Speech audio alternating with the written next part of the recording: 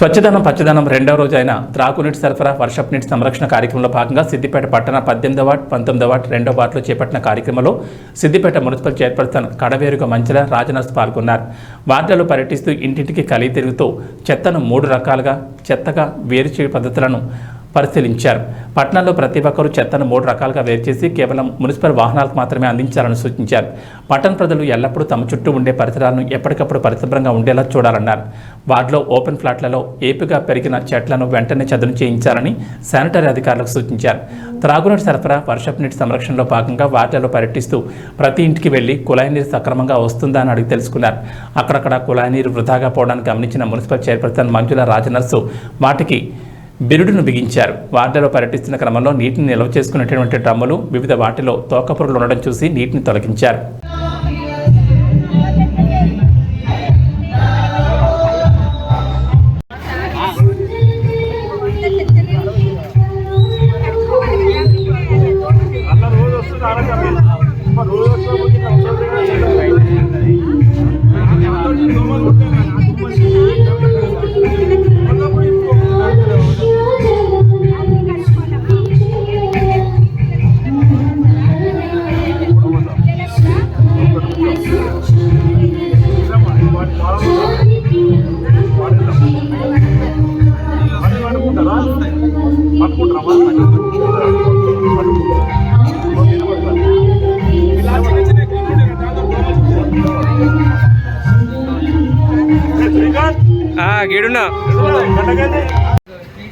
Councillor గారికి, మన చంద్రం గారికి,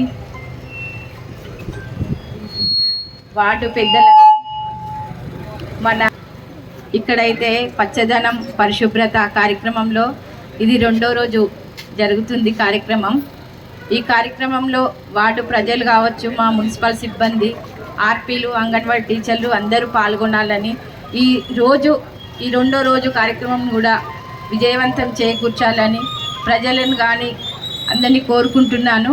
మీకు వాటర్ కానీ ఏదైనా ఇబ్బంది ఉంటే మాకు చెప్పాలి. చెత్త బండి వస్తుందా వస్తలేదా అదొకటి. మీరు రోజు చెత్తను వేరు చేసి ఇవ్వడం వల్లనే ఈ సిద్దిపేట ఇంత బాగుంది, ఇన్ని అవార్డులు తెచ్చుకోగలుగుతున్నాం. కాబట్టి సిద్దిపేట ప్రజలందరికీ శుభాకాంక్షలు తెలుపుతూ జై తెలంగాణ.